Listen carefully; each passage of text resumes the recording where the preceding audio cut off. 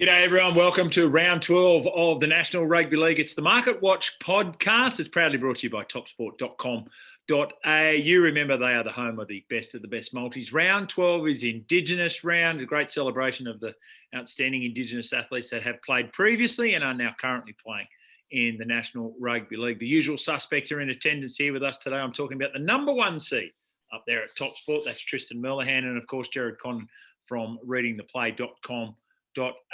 How are we, gentlemen? Licking our wounds up, dear oh dear, Nico Hines. How can you be so talented and so handsome and ruin our bet with the Gold Coast Titans being beaten by 7, not 6, when the line was 6.5? You're too good, Tristan. Yeah, it was a tough old night out there at Seabus. They showed a bit of something in the first half, and then by the time I got back up in the lounge after half time, it was trouble. So. But yeah, then the other late field goal that was disappointing for Titans fans on the plus 6.5. So, but anyway, it was actually an enjoyable night in there. I got a bit of revenge on my trainer. I took him to the game and I managed to get him well and truly under the weather, which made him. My intent was making sure I didn't have to go to the personal training session myself on Monday, and I achieved that goal. But we have a spinning wheel in the TopSport lounge, and it's the last try scorer. And he happened to spin up Jared Wallace, who lobbed the try scorer with 6 minutes to go, and he was that excited. And I think he missed the last try, and he's still waiting for the jersey to be presented to at the next session, I think. Afternoon, gentlemen. As much as I was wanting the Titans to compete in that game, at 24-6, I actually think that probably would have been a fair result and reflection of the game. And then the Titans claw back 2 tries. It's 24-18. There's only about 90 seconds to go, and I'm thinking, oh, you beauty. We're in front by half a point. Get the ball from the kickoff. All we need to do is just play a sensible set of 6, kick long, and good night, nurse. Well, from the kickoff, the try scorer turns the ball over. But then only seconds later, the Titans get a scrum feed and actually again could have just settled the game down. They didn't only invite him in twice, invited him in twice. And anyway, they deserved to lose. It was ordinary. I wasn't a happy camper come Sunday night. We did have a victory, though. By the way, if you are listening, make sure you're subscribing too, whether it's Amazon, Spotify, Apple, wherever it is you get your podcasts. And we are available on YouTube now as well. But it wasn't empty-handed last week. Well done, Tristan. That unique staking plan of yours, head-to-head and at the line. The Canberra Raiders, wow. Weren't they dominant against the South Sydney Rabbitohs? No lunch bets yesterday. I think a couple of people on this podcast, no names, Gerard, Tristan, have lost their bottle around that. But anyway, I'll give you a quick score update on that one. Overall, it's a +1 for Gerard. Tristan's all square and I'm -3. But anyway. Jimmy, just while we dwell on history, a quick little reminder going back a week ago. I think that Tristan and I were both very keen on the Raiders. We also did tip lots of points in that game, which clearly there was, and it went over. And the lunch bet that you wanted to dive into was the Eels to give up the line and cover it. And I'm just from memory, I think it might have been a very interesting last few minutes. And the Eels, they may as well got put into a bus and wheeled across the line. They got home with nothing to spare. Righto, Desi. No leg ups here from the referees, all right. So, just on that, you better give us a charity bank balance update too for Chris Vagg and the team at Pass It On Clothing, Tristan. Yeah, 6,261. So really nice kitty there building away. So we didn't get a massive return in there, but we did get a couple of little bets that rolled in due to that staking plan, as you touched on, Jimmy. So 6,261. We will look to improve on that this weekend. All right. Well, we'll get into that very shortly. But first of all, I reckon we could have a look, Tristan, at the markets. Okay, the premiership market is one thing, but I reckon this top 8 market now, a lot of people are looking at and going, okay, what do we have here? So we've got 2 sides that are out and away. So they're not in the market. The Raiders, the Storm, the Panthers, and the Storm and the Panthers. The Eels $1.05, Sharks $1.06, Cowboys $1.09. But let's get down to who's going to make the 8. We've got the South Sydney Rabbitohs at $1.75, and the Manly Seagulls at $2.30. Notables there, the Canberra Raiders at $2.80. So the Tommy Turbo impact being felt in the futures market, obviously, as well. Oh, absolutely. And the team that's really come into contention are the Raiders. They're $2.80. They've shortened up significantly after looking in big trouble not that long ago. So it's amazing what a couple of wins does in this competition, particularly when you've got some teams there that are on the periphery or the precipice of the 8 that have now Manly lost some key players or lost a key player. South Sydney were just not going well at all. The Roosters $1.18, even at that short quote, they've got a very, very tough draw. I wouldn't be adverse to the $4.20 them to miss. I think the way this competition is set up at the moment, we do have those teams out in front. We do have them clear. But to me, there isn't a lot between maybe third down to 11th or 12th. So I'd be looking at trying to pick the draw apart and see, is there any team that's down there that isn't odds on that can make a bit of a run, like Canberra is your prime example, that can string a couple of wins together and, that will firm up quite significantly?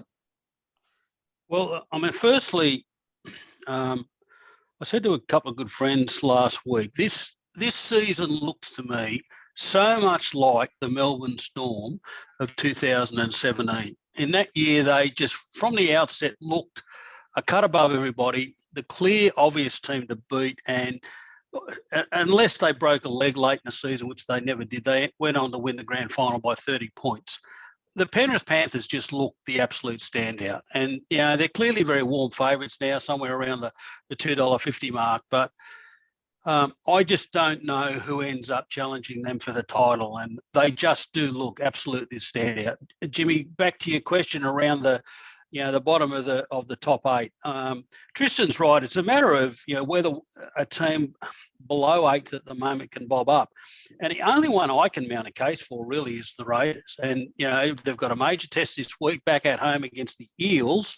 That will tell us a bit more. Come off 2 very good wins against teams that were above them. So they're taking points off teams above them, like the Sharks and then the Rabbits, and they dusted both of them up with very good margins and very good wins. I still have a real question mark about whether the Roosters hang on, but I think now with Turbo missing from the Eagles, that probably clearly helps them a fair bit. The Rabbits right now get Murray and Nichols back this week. They desperately need another win. Outside of that, it's just so difficult from 11th down to see who actually starts to put some form together. I mean, the Dragons, I just do not like what they're doing. I mean, 12th down, you can put a line through. I can't see how the Tigers can really string a lot of games together and end up being in consideration. I mean, forget the Warriors, forget the Titans, forget the Knights, forget the Bulldogs. Yeah, they limped home, didn't they, last week, the Dragons against the Warriors. So, that's sort of gives you a line through their form. And that was at home at Jubilee too. So question marks around that. Yeah, it'd be really interesting to see how the Seagulls respond. I think this is a really interesting game in that Des has been playing all sorts of games via the media and pumping up his team, and be interesting to see how they come out on that one. Before we get into that, just to let you know too, there'll be a special State of Origin podcast with a look at State of Origin 1. We'll probably drop that on the Monday beforehand. So make sure you're keeping an eye out for that one. Be interesting, the selection of the sides. I think we all have our thoughts on it, but let's see what Billy Slater and Brad Fittler think about it as well, Gerard. Well, it's going to be very interesting, Jimmy. I mean, there's some major holes and combinations to end up patching up now with Latrell Mitchell and Turbo out, and question marks over a few other players' form who have been at the forefront over recent years. And then, the Queensland team have a new coach in Billy Slater, who I have a bit of a rap on. I actually think he's really going to measure up in that role. More importantly, he's got some young talent really starting to put their hand up and perform, in particular from the Broncos, which is going to give him a little bit more to choose from. So really, really interesting series. All right, let's get into game 1 of the round 12 of the National Rugby League Indigenous round. So we've got a cracker. The Storm up against Manly. So the market's pretty wide on this one, Tristan, but Jerome Hughes back at calf. Now, The word coming out this afternoon is that Harry Grant did not complete the captain's run. Jerome Hughes did. So question marks around that. Brandon Smith back to the bench.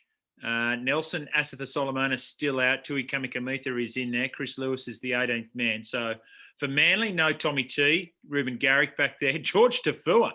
There we go. Blast from the past. He is back in the side. No Marty Tapau.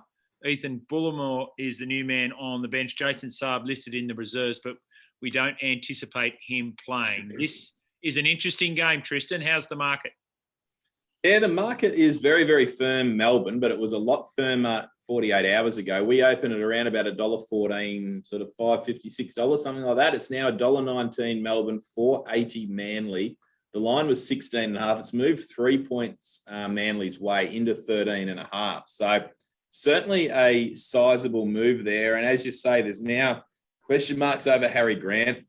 Jerome Hughes looks okay, but still probably not 110% either. So there's a lot of ifs and buts still to get over this game.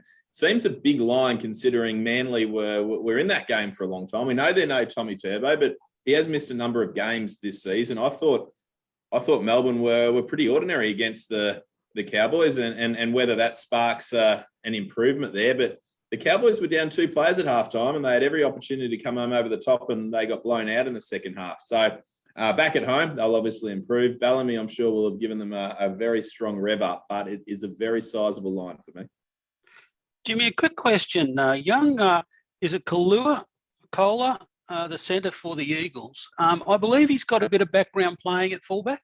Yeah, there was speculation that they were going to use him. Des would have gone to him. Which would have been, he's got incredible leg speed. And what we've seen him catching high balls, okay. I've got a real rap on him. I think he's really come up when he's got the chance this season. And I think all facets of his game are really strong. Defensively, he's very good. Clearly with the ball, clearly in attack, his leg speed.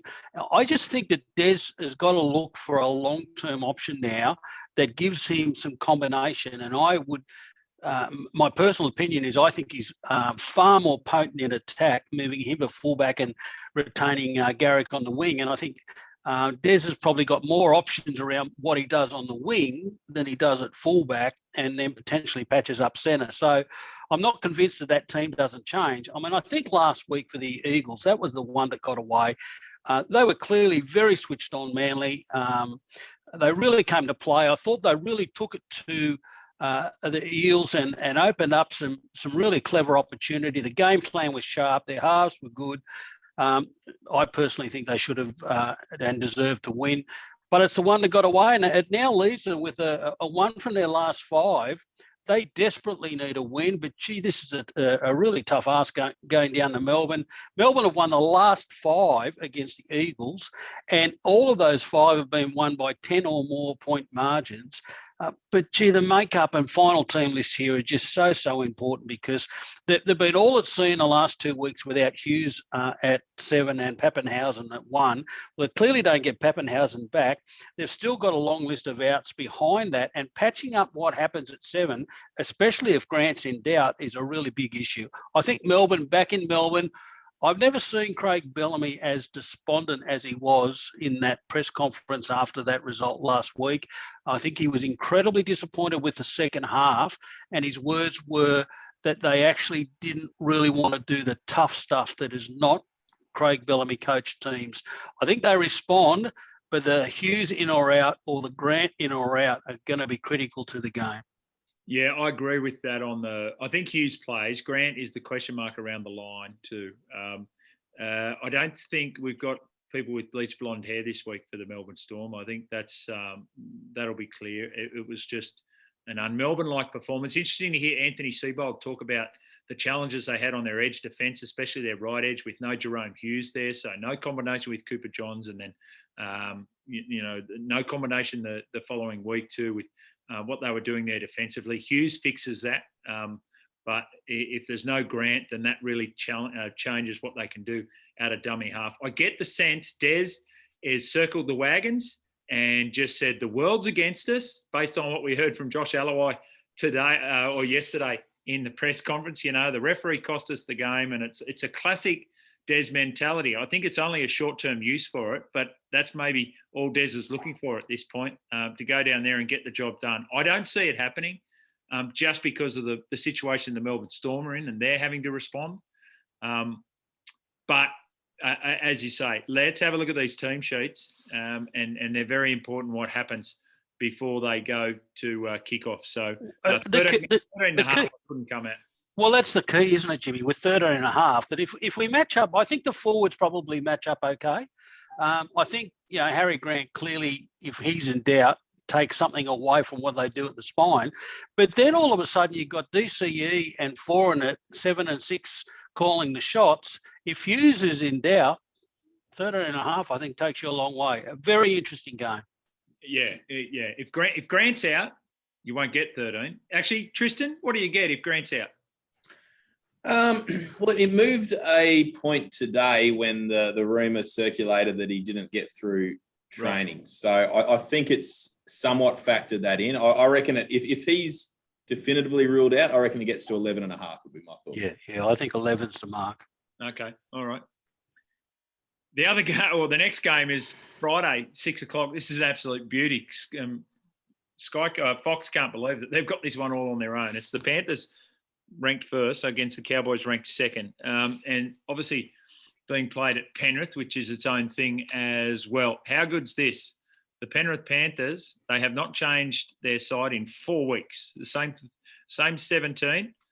Eel, Storm, Roosters, now Cowboys. Same 13, actually. Cowboys, on the other hand, Cole Felt, 6 weeks. Jason Taumalolo, couple of weeks. Hamiso Tabuai-Fidow in for Felt. Cohen Hess in for Taumalolo. Jake Granville and Jermaine Tanoa-Brown added to the interchange. So couple of big outs there, Tristan. Does the Penrith Panthers bandwagon roll on? Well, the market is definitely suggesting it does. I sort of thought before that Cowboys-Melbourne game that if they were competitive or beat Melbourne, then maybe that might be the catalyst for the market to start respecting the Cowboys, because I think the market has been against them all year. I think everyone's been waiting for them to fall over. And then they get that strong win. They get that ultra impressive win where they were down 2 players at halftime, and the line opens at 10.5 for the Panthers, and it just goes whooshka out to 14.5. So we're $1.22 Penrith, we're $4.40 the Cowboys, and we're 14.5, and we're still laying the 14.5, the minus there. The totals are 40.5. We know how good Penrith are. There's no, goes without saying. But this is the first versus the second best team in the comp. I know Taumalolo is going to hurt their defence, but wow, it's a big line for a team that has just showed so much and got through so much adversity. This is their real test. If they can be competitive with the Panthers, they're going to be competitive throughout the remainder of this year. Well, Jimmy, you can put me down as the number 1 ticket holder for Todd Payton. Yes. And the number 1 ticket holder for the Cowboys. I just absolutely love what they're doing. More importantly, how they go about it. He is a very, very clever coach. And the way that they worked some advantage last week in terms of game plan to actually target where they felt some of the key opportunities was just brilliant to watch. And the other thing I loved about him, and I said it on social media at the time, in the first 20 minutes, he was actually playing Dearden down the right in attack, who normally plays a little bit more to the left. He had a real plan about where and how he wanted to move and punch and target things. It was just some really clever coaching. The key is these 2 outs. It's just such a pity because Big Taumalolo, he averages somewhere around 150 metres a game on a bad day, and pulls defenders in like a swarm. Felt is also a big out. He averages about 130 metres in returning the ball, and then he's got such polish in finishing things down that right edge. They are 2 very significant outs. Penrith, we know what they are. Back at home, their record there is amazing. They've covered 14 of the last 18. The key here is the defensive matchup and whether the Cowboys, especially with Taumalolo out in the middle, can still work as hard and not play as much football off their back end. That's going to be the big key because they're both only leaking 12 points each. They're first and second on the table in defence. Great matchup. I think the line at about 14.5 is probably about right. I'm somewhere around that same number. And I felt that Penrith back at home off a last start loss at Penrith to the Eels would be smarting over that. It will be a full house, 6 o'clock Friday night at Penrith Park. I think they certainly win, and I think they probably cover the line. Yeah, it's. I got the same sense as you, Gerard. I like the Panthers. It's the market says that because it's to be respected, right? That Panther juggernaut at home, that they haven't missed a beat. They've played a couple of times and they haven't played well and still won. They played superbly against the Roosters. Played well last week and were comprehensively beaten. So that gives you an understanding and the push that they get from Leniu and Sorensen off the bench. They don't tend to lose much when most other sides there's a differentiation between their best middles and their next middles, but not at the Penrith Panthers. Incredible depth of squad. They just roll on. I'm probably one of those guys as much respect that you have for Todd Payten and what he's done there. I'm still not sure I'm a believer. The absence of Taumalolo is too big for me to trust on that one. So from that point of view, Tristan, I'd like Penrith at the line. And the other thing I want to make, and I know there's a couple in the Cowboys doing this, but there's a lot of players in the Penrith Panthers that might be named in the New South Wales squad at the end of this game as well. And I think that's significant. So see good performances from Crichton, from Yeo, Cleary and Luai. The list goes on. Liam Martin's another one. It's interesting, Jimmy, when we talk about ratings and numbers around either teams or individuals. Now, I've had a problem right since round one of trying to, and I look at it every week and take some advice and conversation with a couple of other key people about where do I place the Cowboys rating number, because they keep winning and then the question marks about against who and what's the depth around the form and all of those sorts of things. So when I looked at the line and it was 12.5 and moving to 13.5 a couple of days ago, I thought, gee, yes, a couple of key outs there. Then I sat down and crunched through some numbers and, I'm probably higher than 14.5. So it's still so tricky to put a number around the words that you just suggested about where do we actually think and how good are the Cowboys going to be in the second half of this season. So the other thing to consider too, those two games that we've looked at, and I know we've taken a bit of time on them, but they're standout games. So you've got a Melbourne Storm side at $1.19, the Panthers at $1.22. So the Panthers are a bigger chance to be beaten, but they're also a bigger chance, the market is saying, to have a bigger win over the Cowboys. So, and that's the Cowboys with a very good defence that they have too. So it's really interesting how the market finds an equilibrium there that in many ways is counterintuitive. All right, let's get to Friday night game number 2. This is the Broncos up against the Titans. There is some considerable news coming out of the TopSport. Oh, just on that. There we go. Look, there we go. Hey, there we go. Beauty. Is it the right week, Jimmy? This week is not the right week, Gerard.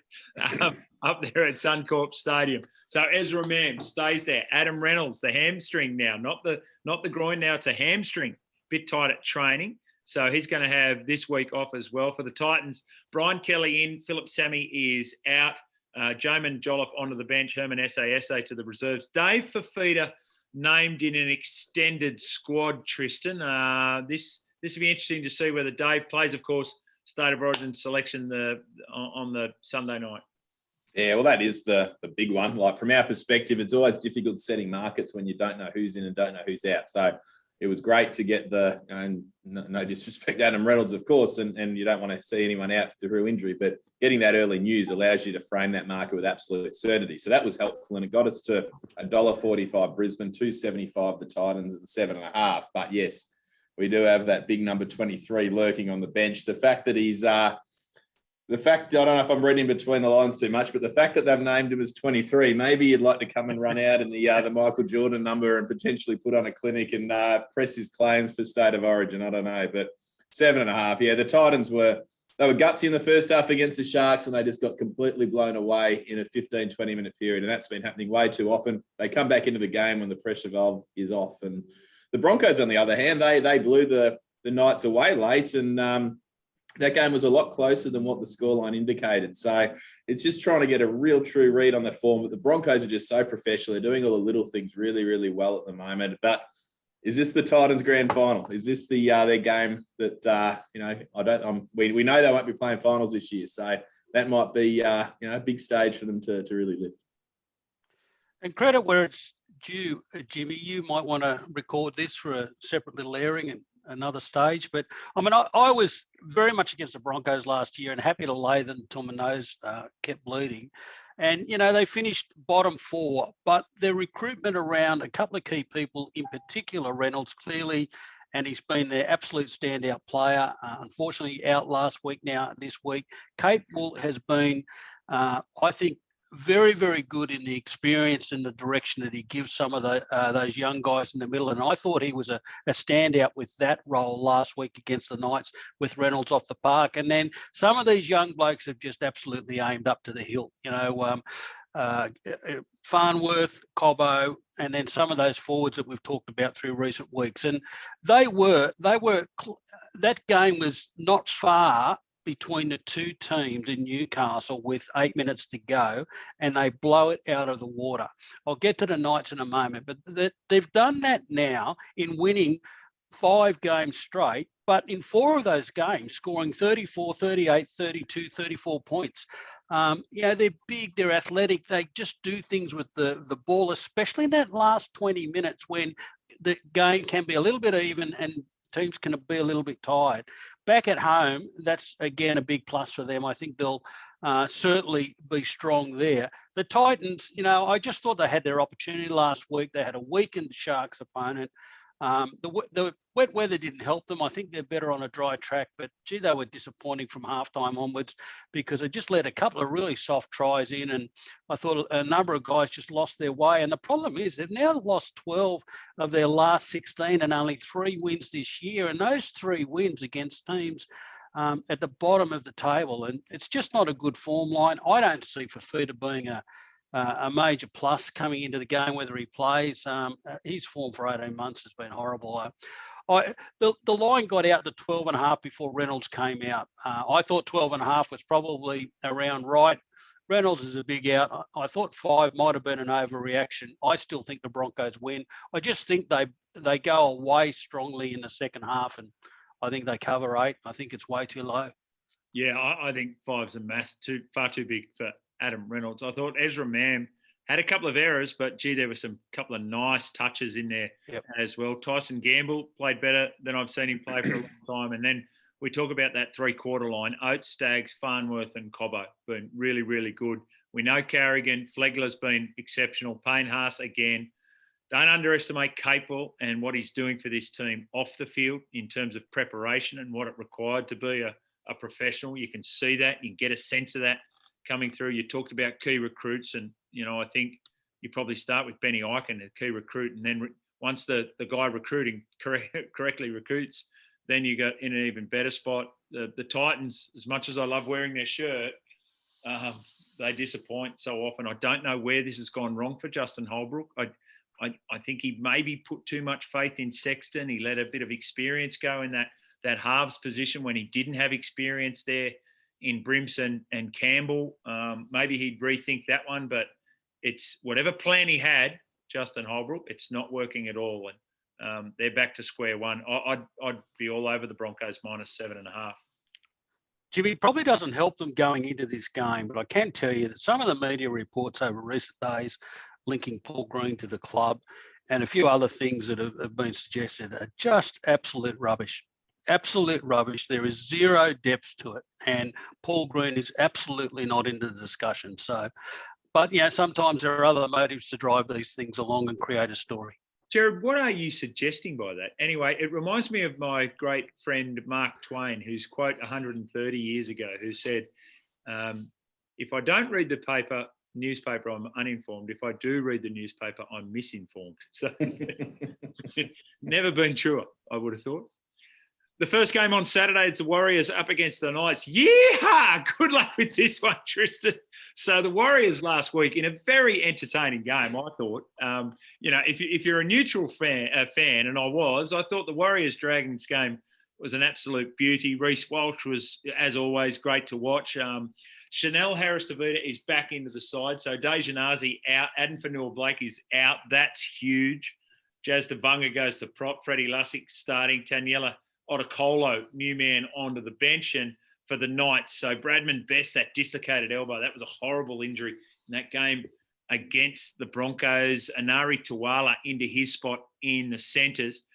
Jake Clifford back in, Adam Clune out. So Anthony Milford and Jake Clifford are the new halves partners. Well, Tristan, good luck to your traders getting a price going on this one. This has been very, very difficult to price. We opened it at 3.5. Then with Adam Fanua-Blake coming out, Jake Clifford going in, we moved the market. There's a bit of a movement towards the Knights. It's now $1.74 the Warriors, $2.10 the Knights, and the line's into flat 2, short of the plus, 185 the plus, 195 the minus, 40.5. But you just don't know which of these two sides are going to turn up. The Knights had a dig and then they turned it up at the back end of when a few things went against them. The Warriors, how they couldn't score any points against that 12-man Shark side is still beyond me. When they put on points in flurries and actually played a decent brand of football, but when the pressure's on, they just seem to pull the wrong string. And so I just don't know which way this one's going to go. It's an absolute lottery. Listen, I know this is not a game for the highlight reel this season, but the one thing I will say about the Warriors and the Knights is the market setters keep getting them right in how they try and price them in the games. And so I do have an edge of respect here, the fact that I don't know who you make favourites here. I mean, I didn't think there was much between them, and I think the Warriors probably playing at Redcliffe helps that. But, Jimmy, what about those guys who at the start of the year were all over the Knights, 29s, 26s, I think 20s, and all the way into 10s for the spoon? And here we are, if we look at the table, the Knights are sitting 15th on equal footing with the Bulldogs, and we'll get to the Bulldogs in a moment with their highlight game of the year back at Belmore against the Dragons. I mean, their idea, there'd be some very nervous people who've got some very big tickets rolling around that result. I just thought the Knights, that last 10 minutes was absolutely horrible. They completely dropped their bundle, absolutely gave it away, even though some things went against them, especially that Cobbo decision. They should have still been somewhere in the hunt with 7 minutes to go, yet then got blown away 34-12. They've lost 7 of their last 8 in games away. Their last away win was the Bulldogs, which clearly doesn't read strongly. Such a poor travel record. The Warriors have had 3 games at Redcliffe and won all 3. I just have a very small lean to the Warriors. They keep patching that team up every week. They've got lists of outs, but somehow they just seem against these bottom of the table teams that compete reasonably well. I had a small lean to the Warriors. Yeah, watched the Knights closely last week. You know, in patches, okay, they were good against the Broncos. Clemmer, I thought Daniel Saifidi's form the last couple of weeks has been very good, but they just I don't know what's. I thought Milford. It'd be interesting, Milford, the way he plays. I thought he played well, and it's funny how Gerard and I we had this conversation. I thought he had a strong contribution, ran out of puff, so he's got to be better for the run. Gerard, not so much, right? No, I didn't. Jimmy, I thought he had patches in the first 20 minutes where it was okay. But let's be fair, that the decision amazed me that he's clearly been in a good paddock for a long time. He's also had an ankle injury, which he's had to get over. And then his first game back available and straight in. And not only that, he starts. It just reeks of desperation about what they're trying to achieve here. And, I thought as the game went on, the fluency of his passing to his those inside or out was poor. And listen, his kicking game's been horrible for 5 years, and it certainly didn't improve last week. I wasn't a fan. What price Dally M 5/8 of the year next year under Wayne Bennett at the Dolphins?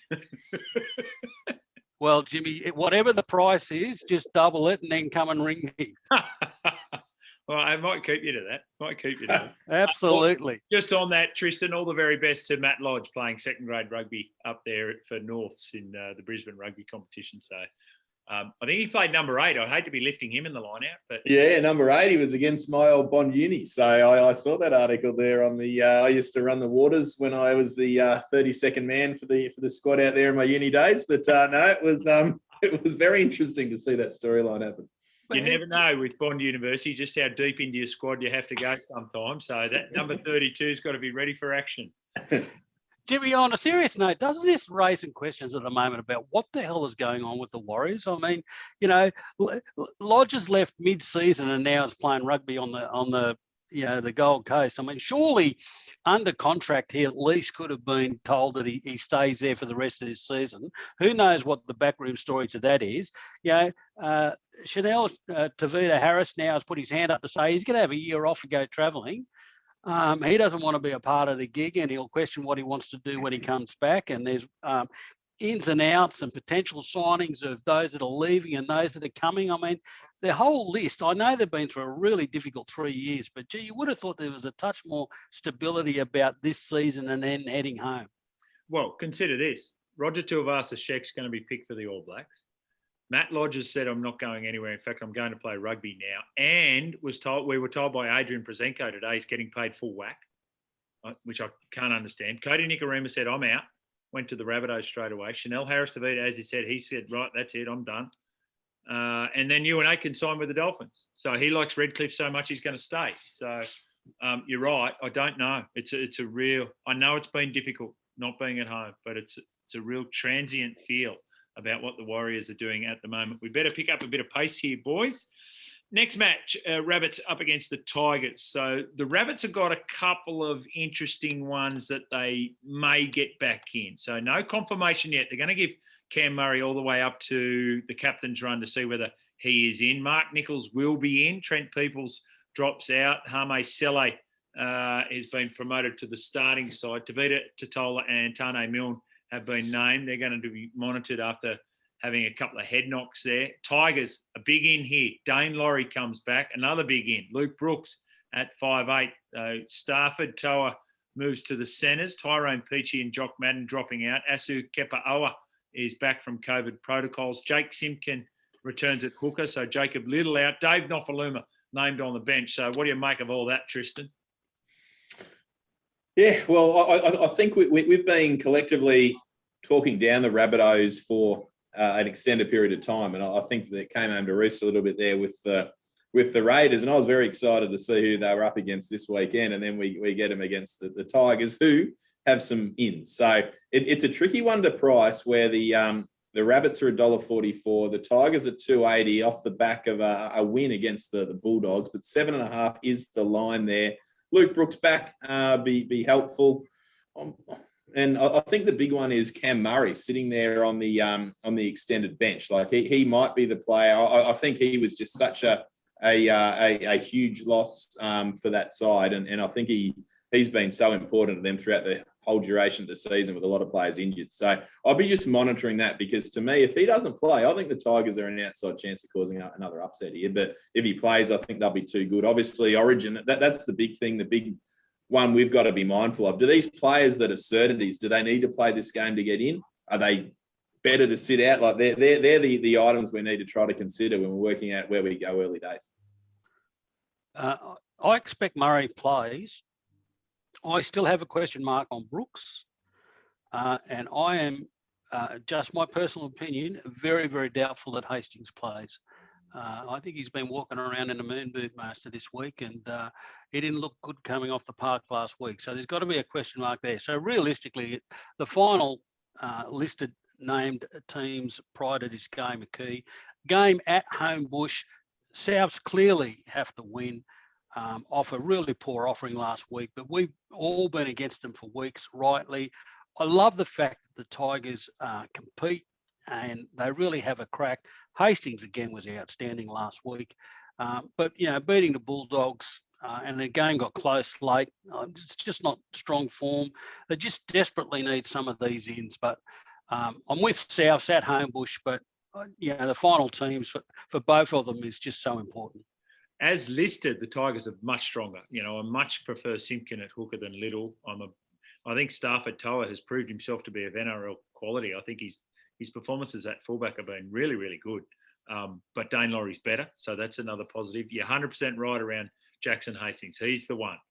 Moon boot all week, still in the moon boot as we speak. So question marks about that. The Rabbitohs, it was interesting to hear today that Dave Riccio is speculating that there's talk that Brad Fittler and the Blues will pick Cam Murray even without a game. So that just eases the pressure on him having to play. And that might encourage him to not play. Although if you're the Southside Rucky, you say, well, hang on, what are we paying all this money for to play for the Blues, not play for us. They're desperate for a win.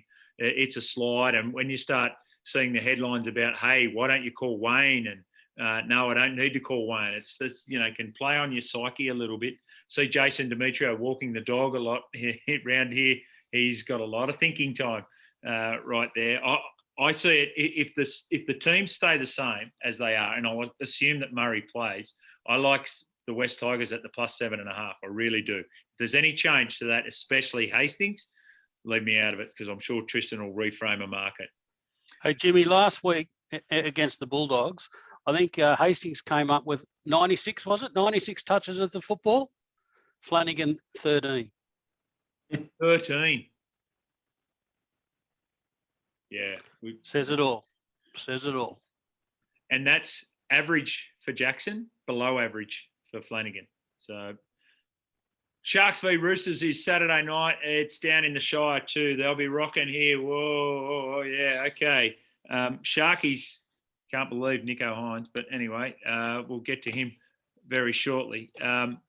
So we've got a situation there where Will Kennedy is back. So poor old Lockie Miller scores an 80-metre try and runs for nearly 300 metres. He's back to 18th man.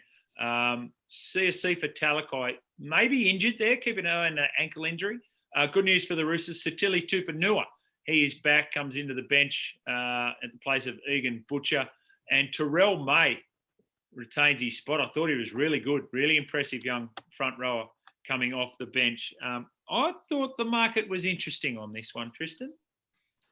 I reckon this is going to give us a real good yardstick on where both of these two teams sit, because I think they certainly are the next two rung of teams down the list. The Sharks have got that reasonably quick turnaround. It's like a horse having to come off that heavy track. They've had a few hard games. They played the game 3 weeks ago with 12. Then they had Magic Round, and then they had the trip at Seabus where it was very, very wet throughout that game. So does that have any impact on them? The Roosters, I think they've shown what they have the last couple of years, where they're just not quite at that level of the top sides, and Penrith can blow teams away in that 10, 15-minute margin period. So it's hard to get a line on that form. So we've instilled the Sharks at $1.78 favourites, the Roosters 2.05, and the Lions 1.5. Total points of 40 flat there. So no Talakai, probably no Talakai in some doubt. And then Will Kennedy, I think he's a massive inclusion. The kid played very, very well, but I think he's a very important part of that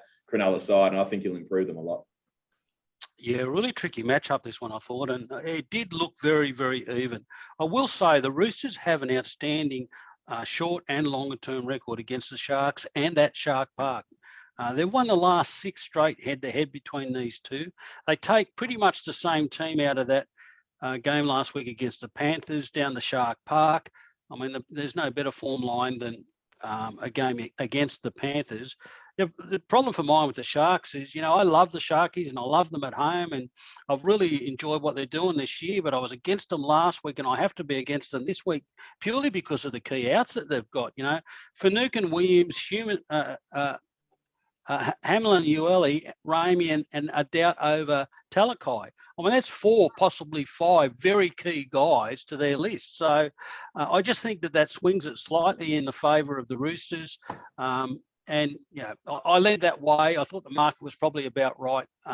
Not a game I want to touch. I really have a question mark about how the Sharks aim up with some of those key outs, and that's a really good, interesting watch. And the Roosters have been a little bit up and down, but when they get the right game, they've been a little bit stronger. So a slight lean to the Roosters.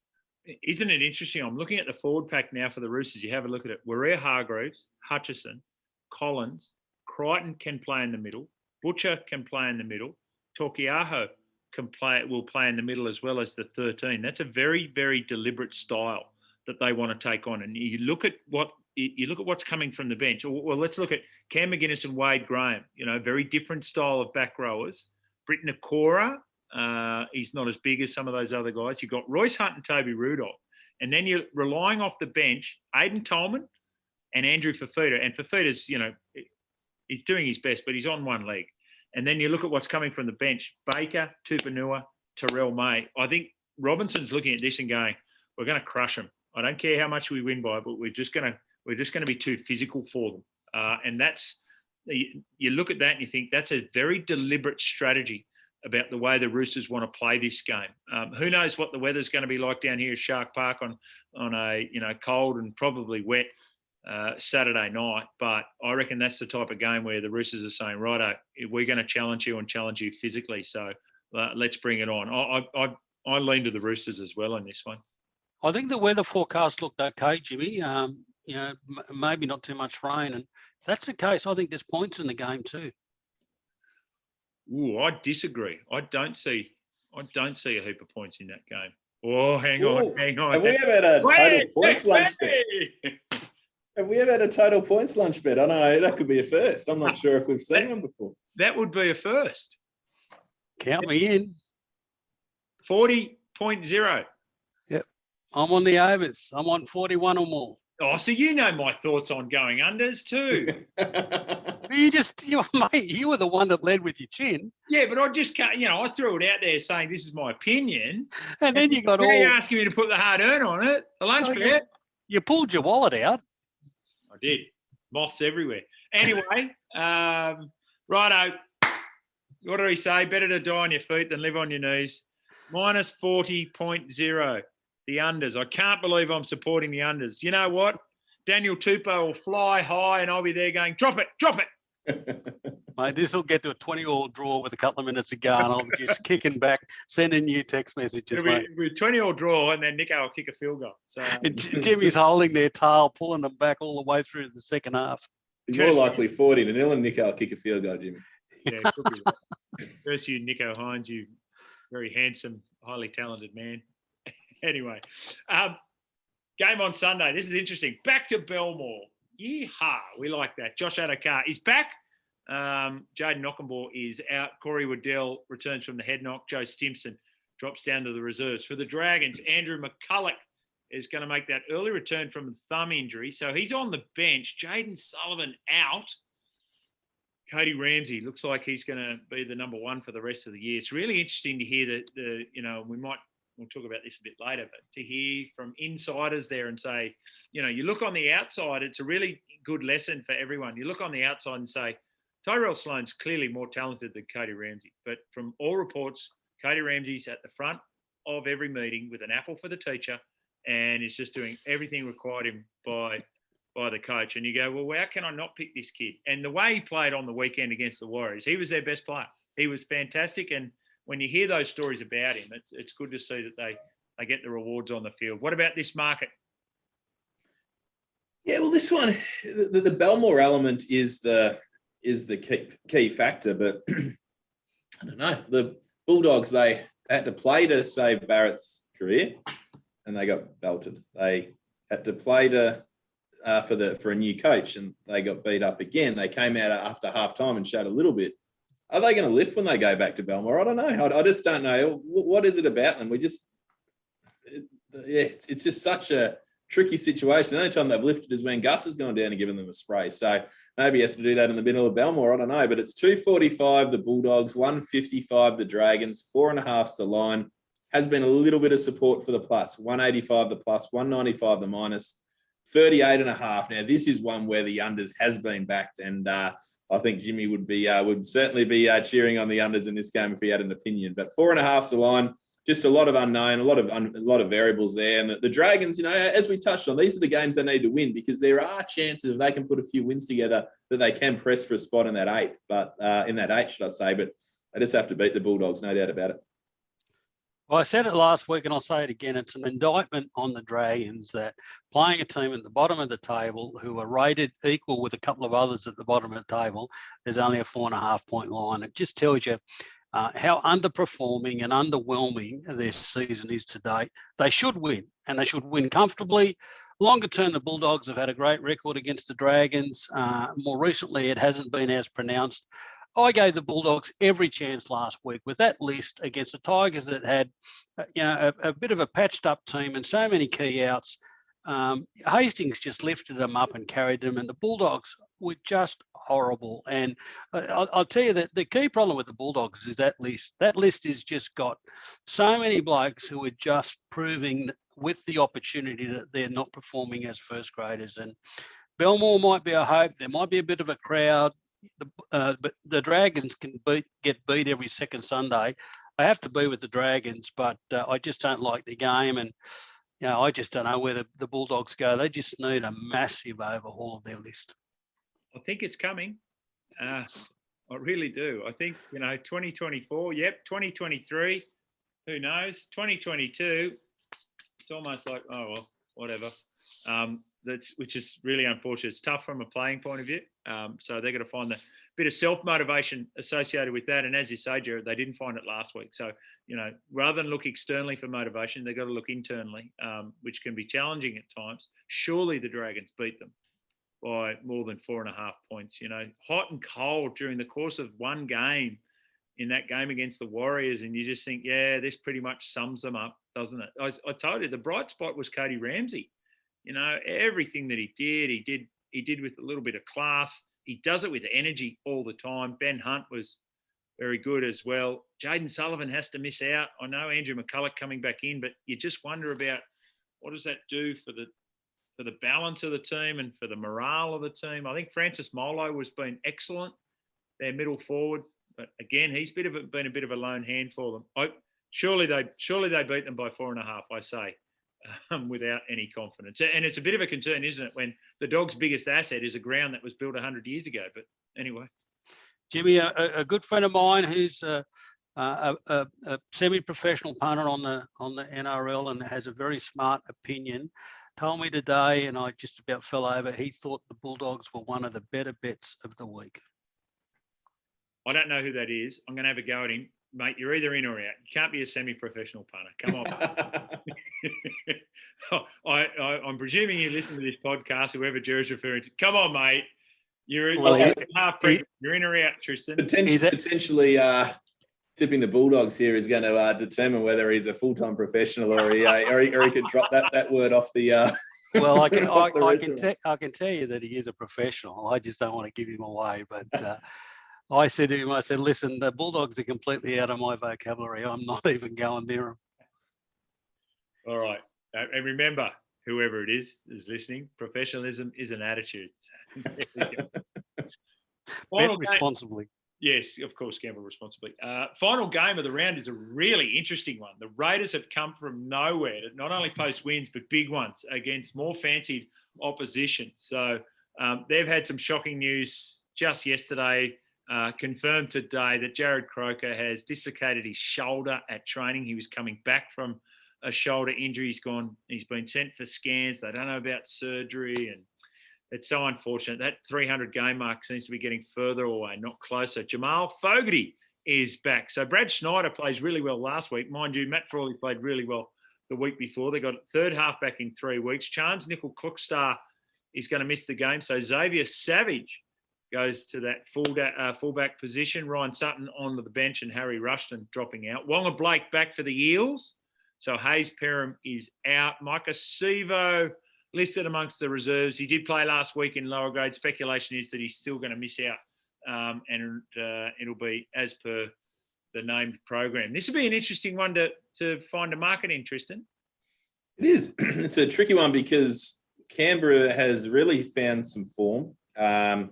The Eels are just so hot and cold. Like we've spoken about how they've beaten the Panthers, they've beaten the Storm, are very fortunate against Manly. And then, they've got to travel to a tricky place to play football. It might be a little bit cold at Canberra. If the attitude's not 100% there, the Raiders might be able to get them. It's $2.50 the Raiders, $1.53 Parramatta.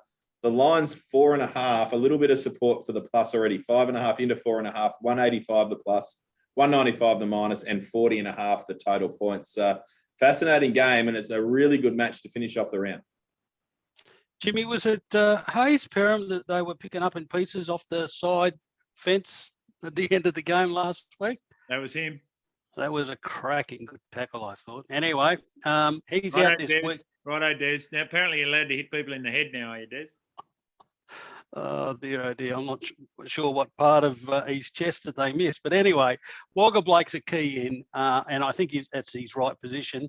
Interesting that Silvo played New South Wales Cup last week and is named on an extended bench here, as is Sean Russell. So it's starting to give Coach Arthur's a few more options around those outside backs where he's had some problems over the last 6 weeks.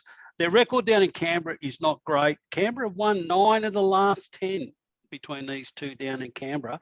But I will say the Raiders' record as a home underdog is really, really poor. I think they've covered only one of the last 8. I love what they've done the last 2 weeks. They've really aimed up. Their attitude's been great. They had excuses again with apparently the flu through the joint. They never look like getting headed against the Rabbitohs. Back at home will be good. They've been away for a while. It's a really good matchup. I was probably 6.5 between them. I thought that the Eels should have been a slightly warmer number, but I think it's a great test for the Raiders. I think it's a nice, close game. With the Eels the win, but I'm really interested in how the two of them come together. Yeah, I agree. Isn't Zach Wolford providing that little point of difference too? And Tommy Starling coming off the bench, that really suits him. And you've seen that in his running game that we've seen. Great platform laid by that forward pack that has been playing to potential the last couple of weeks. And then Starling is such a threat when he's comes on and plays that running game. And I think Wolford, that works well for him. It's a question mark about Fogarty back into the side, right? With no footy under his belt. And I thought, I thought Frawley did a good job in the couple of games that he was there. A couple of wins for him, and then the win for Schneider, and he was good as well. But the Parramatta side are interesting. Ryan Madison was their best player by a mile last game, by a mile. He's very good. Yeah. And so the interesting thing is, is he going to be there next year? I know that has no impact on this game, but it does because, people talk and, oh, what are you doing and where are you going and all of that sort of thing. You look at it and you look at the game beforehand and you go, well, surely the Dragons 4.5 is much more certain than the Eels 4.5. So by that rationale, the Canberra plus the 4.5 is starting to look really attractive in my mind. So very similar to last week, a really high quality side that they're playing against, but as you pointed out, Tristan, they can blow hot and cold the Parramatta Eels. No doubt. Well, on the back of that, Jimmy, the Eels out of 11 games have started favourites 9 times, only covered the line twice, 2 from 9. They're just not performing to expectation, even though they're winning games. And the 2 games they wouldn't have started favourite were the 2 they won against the Storm and the Panthers. Correct. So there you go. Yeah, I like the Raiders plus the 4.5 in this one. All right, Gerard, you better give us your tips for the week and your best bet. Jimmy, I'm with the Storm, the Panthers, the Broncos, the Warriors, the Rabbits. I think there's an absolute point shootout at Shark Park and the Roosters win that. The Dragons and the Eels to round out the round. I thought the best was the Broncos back at home, -7.5. I just thought it was too low for mine, even though Reynolds is out. With the Broncos, -7.5, $1.90 is the best of the week.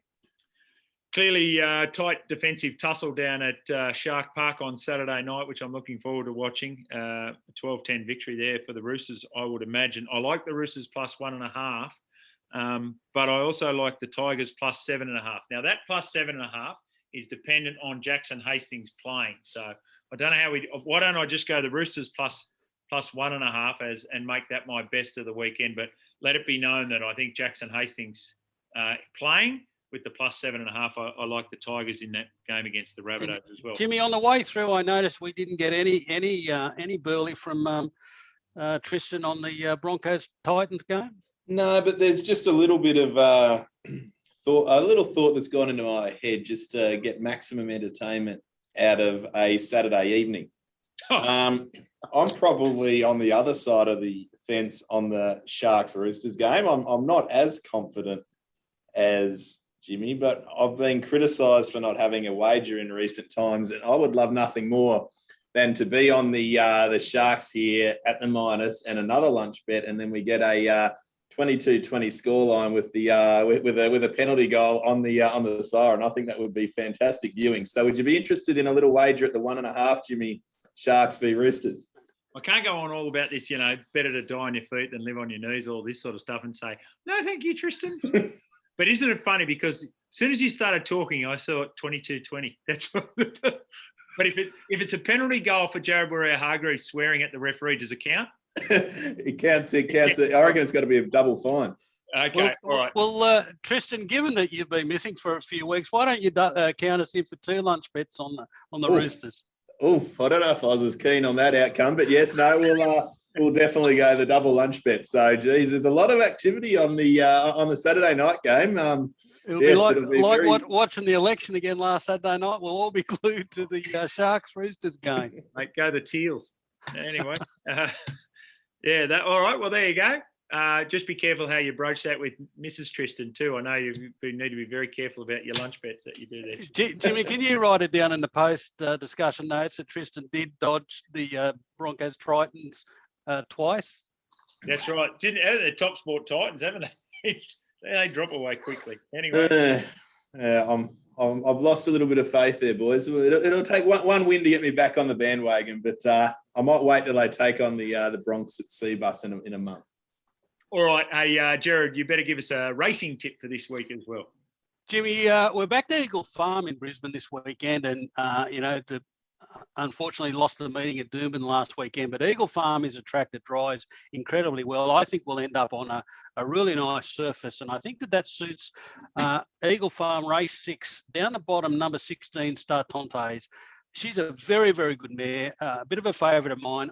If you go back and watch a replay of her last start when she was a very warm favourite back in female company, she ended up getting a bit too far back, but the rain was pouring. There was a lot of fog in the actual running of the race, very difficult conditions. Forget that. She'll be right in this, harder grade, but she's a very good mare. I think she's somewhere around $5 at the moment. I expect she probably starts around that mark on Saturday, but harder race, I think she'll give it a real crack.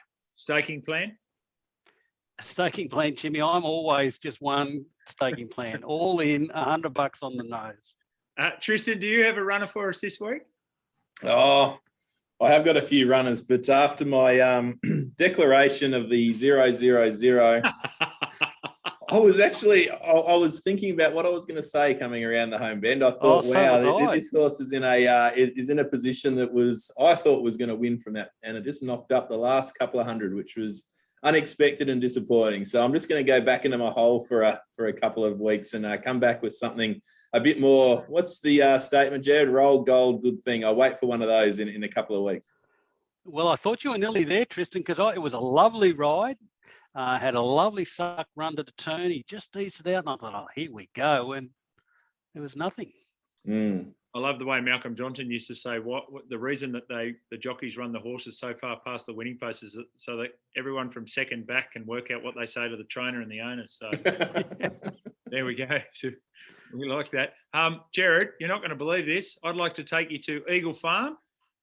I'd like to take you to race 6. Oh, no, here we go. I'd like to have a look at number 3, Kiss Some, please. Tracy Bartley, yard on fire at the moment. Nashville Willer gets a good gate as well. $11 and $3.40. So staking plan associate, we can all win. All right, we can all win in this one. Could I have the staking plan 2080 on this, please, Tristan?